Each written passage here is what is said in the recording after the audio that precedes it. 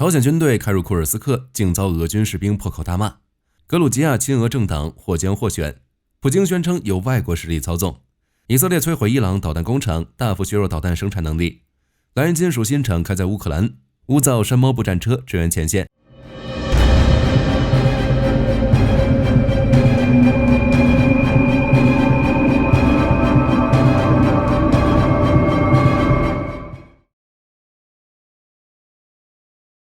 首先为大家带来的是俄乌战场的最新进展。最近这段时间里，俄乌战场上最大的新闻就是朝鲜军队的加入。泽连斯基援引情报部门的消息称，俄罗斯计划于10月27日至28日正式向战场派遣朝鲜军队。而据多个新闻报道，第二批完成训练的朝鲜部队已经抵达了俄罗斯库尔斯克州前线。虽然乌克兰国防部情报局并未透露该部队的规模，但据公开消息显示，自本月初开始，朝鲜派出了12000人的正规军，在俄罗斯远东地区的乌苏里斯克、谢尔盖耶夫卡等地的军事设施接受训练。虽然目前朝鲜军队尚未参与直接的战斗行动，朝鲜军队在库尔斯克州的具体任务也还不甚明朗。许多媒体分析称，朝鲜军队的大量部署将有助于俄罗斯稳固战线，避免从乌克兰东部前线抽调更多兵力。但是事情真的是这样吗？据 CNN 报道，乌克兰国防情报局昨天发布了一段截获的录音，在这段音频中，俄罗斯士官抱怨朝鲜军人，眼神直愣愣的像个木头一样站在那里。此外，俄军的计划是每30名朝鲜士兵配备1名翻译和3名高级军官，这也引发了俄罗斯士兵的不满。其中一名士兵说，我不明白为什么30个朝鲜人需要3名高级军官，哪里来这么多人力？这段录音从侧面折射出俄军和朝鲜军队的合作可能不会那么顺利。而朝鲜问题专家、前法国驻首尔外交官帕斯卡尔·达耶兹·伯格翁表示，朝鲜派遣军队协助俄罗斯不太可能对俄乌战争产生重大影响。自8月以来，朝鲜已经为俄罗斯提供了数以百万的弹药，包括800万枚122和152毫米炮弹，100枚 KN-23 弹道导弹以及大量的反坦克导弹。此外，俄罗斯总统普京再次声称，是否使用朝鲜军队是俄罗斯自己的事，莫斯科要用朝鲜军队来保障自己的安全。对此，火力军只能说祝他好运。看完了库尔斯克的奇闻异事，我们再来看看乌克兰东部战线的情况。近日，乌克兰在哈尔科夫的反攻暂时告一段落，双方战线逐渐稳固。但与此同时，俄军仍在此派出小规模部队冲击乌克兰防线。乌克兰哈尔科夫集团军发言人表示，俄军对沃夫昌斯克和斯塔里奇亚地区的多次袭击均被乌克兰士兵击退。哈尔科夫北部的村庄利普奇也遭到了俄军的小股部队冲击，此地距离哈尔科夫市约为25公里。接下来我们来看看卢甘斯克到顿涅茨克一线，在这两个地区，俄军同样没有大动作。在卢甘斯克，俄军的小股部队沿库皮扬斯克、斯瓦托维、克里米纳一线对乌克兰阵地展开进攻，但没有任何效果。至于顿涅茨克州的俄军攻势，则集中在西维尔斯克东北部和东南部，目前尚未发现该地区的战线有变化。然而，乌克兰军队目前已经在托列茨克的战斗中取得了部分胜利，俄军已经败退到托列茨克市的东部。根据乌克兰总参谋部的说法，目前俄军在前线最猛烈的进攻依然发生在顿涅茨克的红军村前线。周六晚间，乌克兰军事博主在电报上发布消息，声称俄军已进军谢里杜河。该博主发布了一张地图，显示俄军队驻扎在该镇的东南部。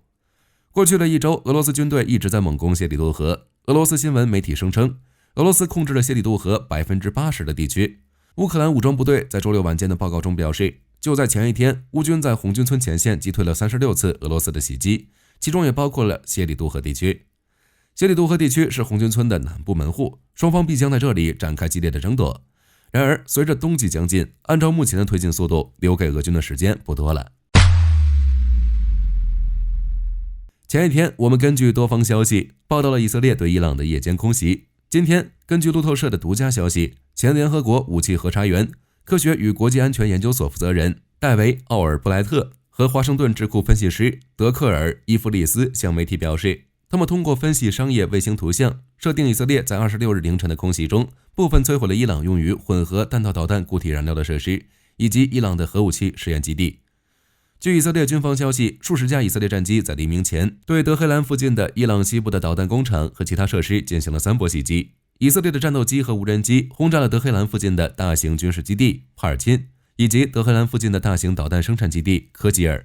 一名以色列国防军官员表示，此次袭击针对的是伊朗的防空系统以及伊朗的弹道导弹基础设施，这也印证了伊朗的说法。伊朗知情人士表示，以色列对德黑兰的第一波攻击主要针对关键的国防设施，例如德黑兰机场的 S-300 防空系统等，而第二波的无人机攻击中，则是针对伊朗的多个导弹基地。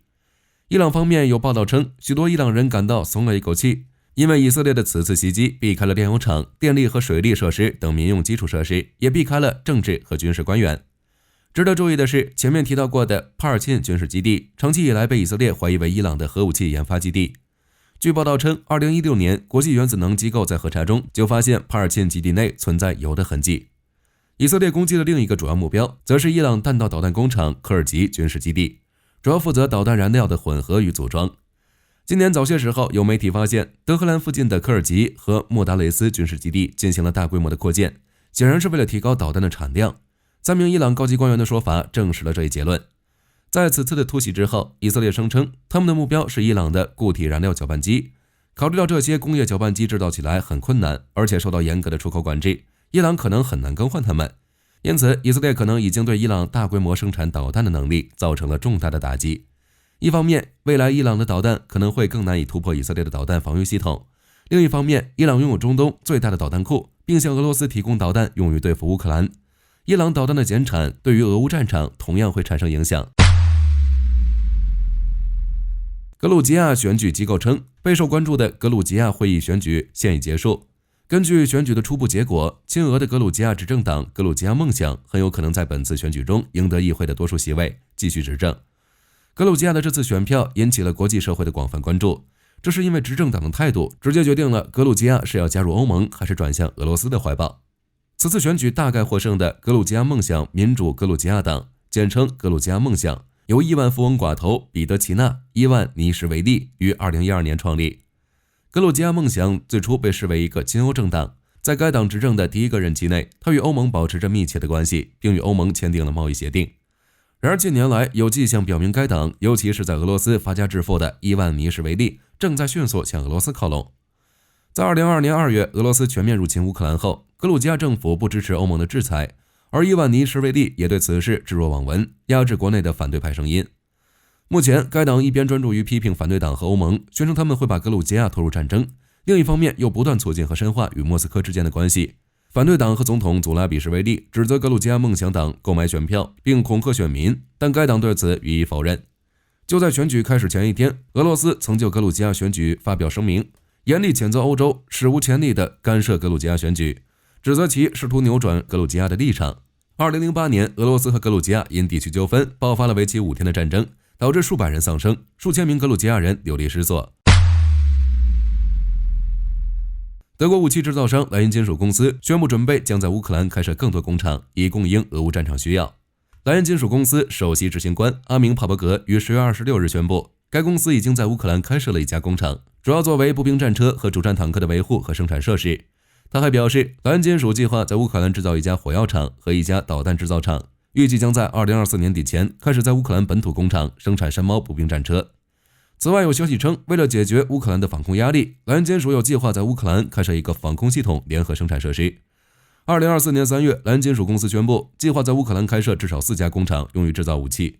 山猫步兵战车于2016年首次亮相，由莱茵金属公司开发，有 KF31 和 KF41 2个版本，最高时速可以达到70公里每小时。该车的特色包括采用模块化结构，可以挂载额外的装甲板，可以抵抗25毫米的穿甲弹攻击，还可以加装主动防御系统等其他设备。莱茵金属预计将向乌克兰提供数百辆此型装甲车。从目前各方反应来看，美国、北约、欧盟不会对朝军出现在俄罗斯，甚至参与库尔斯克的战斗有大的反应，更多的是制裁和向乌提供援助。但如果朝军出现在乌克兰战场，美国、北约、欧盟必将升级援助内容，甚至派遣军队。如美国据综合媒体10月24日报道称，美国正在同盟友国商量如何针对朝鲜向俄罗斯派遣军队一事采取额外的制裁措施。美国众议院情报委员会主席特纳在致拜登政府的信中也明确表示，应该将朝鲜军队介入乌俄冲突划为美国和北约的红线。如果确认朝鲜士兵参与乌克兰战争，美国必须对朝鲜采取军事措施。而俄罗斯方面，普京虽然驳斥了英国金融时报报道的普京打赌朝鲜军队将帮助俄罗斯从乌克兰手中夺回库尔斯克控制权，但却未能否认朝鲜士兵在俄罗斯存在的事实。乌克兰官方也报告了第一批朝鲜士兵已于23日抵达库尔斯克州。相关报道称，俄罗斯以每个参战的朝军士兵可获得2万美元的奖励，以及24日批准的俄朝双方6月份达成的战略伙伴关系条约，即俄罗斯对朝鲜进行军事技术、经济和粮食等援助，换取了1.2万兵力，从而缓解库尔斯克兵力不足的窘境。不过，正如上期所言，乌军在库尔斯克的行动是成功的，耗尽了俄军的后备力量，不仅迫使俄军从乌克兰战场抽调部队回防，还使其招募工作无法进行，不得不援助朝鲜。这些情况均表明，俄罗斯缺乏足够的后备力量来实现预定目标。面对即将到来的朝军，乌克兰除了准备火炮、无人机，还准备劝降朝军。乌军不仅用韩语发布视频劝朝军投降，还宣传战俘营，承诺提供安全的住所和充足食物和温暖。劝降视频虽然不知道会发挥多少效果，但视频中特别出现的美味食物和1日3餐的保证，绝对杀人诛心的经典操作。总之，这1.2万名朝鲜士兵可能会给乌军造成压力，但却无法改变战争趋势，这些人撑不了多久。据诺尔报告报道，当地时间10月23日前后，活跃在俄罗斯境内的乌军游击队在圣彼得堡的宏村地区展开了行动。报道称，乌军游击队伺机破坏了当地重要的铁路线，并烧毁其电力系统。当地的火车运输目前已陷入停滞状态。此外，又有俄罗斯少年潜入俄军基地，准备展开破坏行动。据俄媒塔斯社报道，近日在伊尔库兹克地区，有3名俄罗斯少年计划潜入附近的乌索尔斯基空军基地，来烧毁俄军2架图 22M3 轰炸机，但在行动时被发现。目前俄方已将他们拘留。火力军想说，俄军基地都是纸糊的吗？防守力量居然这么差。之前光是9月份就发生2起这样的破坏事件。第一起是在俄罗斯的诺亚布尔斯克军用机场，2名13和14岁少年用汽油烧毁了1架米8直升机。第二起在西伯利亚的鄂木斯克，2名16岁的少年也复制了这一举动。而现在俄少年们的破坏行动升级了，开始将目光对准俄军轰炸机，相信之后的日子会更加热闹。据综合媒体报道，苏丹的快速支援部队在北达尔富尔州首府法希尔空域击落了1架由俄罗斯机组操作、正在为快速支援部队运送军火的埃及伊尔76运输机。但离谱的是，这件事居然是快速支援部队自己宣布的。可能大家对快速支援部队不了解，其实他们就是原来的苏丹叛军，目前主要控制达尔富尔地区。该地区盛产石油和金矿，近年来瓦格纳雇佣军就经常出没此处，并向快速支援部队提供包括防空导弹在内的各式军火。此次击落结合快速支援部队领导的发言，他们认为这架埃及伊尔76是在向政府军运送军火。然而事实表明，这就是一个乌龙。目前已经确认机长格拉诺夫和副驾驶塞利文茨遇难，机械师塞瓦涅茨的护照在现场。至于瓦格纳租用埃及运输机运送军火而没有提前打招呼，目前依旧成谜。若是谁知道，欢迎在评论区告诉火力军。土耳其航空工业总部在遭遇袭击后，土耳其空军快速向中东地区做出回击。据土耳其阿纳多卢通讯社24日援引土耳其国防部声明称，土耳其空军23日深夜对伊拉克和叙利亚2国北部的库尔德武装发动空袭，摧毁了至少32个目标，打死大量武装人员。声明还称，土耳其此次行动的目的是消灭伊叙2国境内的库尔德武装，以确保边境安全，并且这样的行动还将继续进行。值得关注的是，这是继加沙和黎巴嫩外，中东又一个燃起战火的区域。而作为北约成员的土耳其，这样的行动是否会引发连锁反应，从而影响乌俄战争和中东局势的走向？根据美国防务邮报报道，德国将对 A400M 军用运输机机队进行整体升级，涉及到的国家还包括比利时、法国、西班牙和英国，该计总成本约 3.8 亿欧元。媒体表示，其实早在去年，空客公司就已经在德国建造 A400M 维修中心，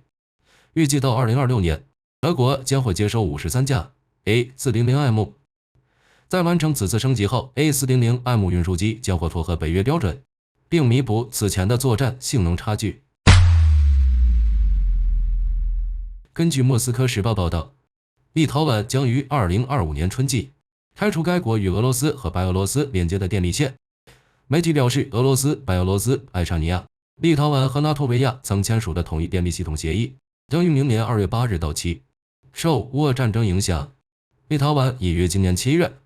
正式通知俄罗斯和白俄罗斯将不再续签此项协议。10月23日，立陶宛政府更是从与国家安全相关的对象中拨多条大型电力线。至于立陶宛为何如此，主要是因为该国此前并入了苏联能源系统，在苏联解体后，土耳其部分电力一直受限于俄罗斯，因此早在2007年，立陶宛就有意与俄罗斯断电，并计划接入欧洲国家电网。但由于当时波罗的海国家间的电网线路不完善，该计划一度被搁置。直到2018年，波罗的海国家与欧盟和波兰签署了一项协议，将对相关的电力设施进行改进，必要时还会铺设新电缆，以便其能够尽快接入欧洲电网。预计该项目将耗资约16亿欧元，其中3/4会由欧盟来支付。因此，就电力方面而言，一方面是受限于俄罗斯，而另一方面是尽心尽力的欧盟。立陶宛自然是更加倾向于接入欧洲国家电网。当然，立陶宛并非要即刻与俄罗斯全面断电，这样一些线路将会继续运行，而立陶宛完全连接到欧洲统一能源系统。根据 X 平台军台军的认可网报道，10月24日，韩国国防发展局在四川航展上展示了一款高超音速导弹，其采用管道冲压发动机，速度可达 2.5 马赫，波程300公里，并采用有隐身技术，不易被敌方雷达探测到。该引头还配备了光电或红外系统，在各种天气条件和电子对抗措施中，对目标进行精准打击。另外，据韩国表示，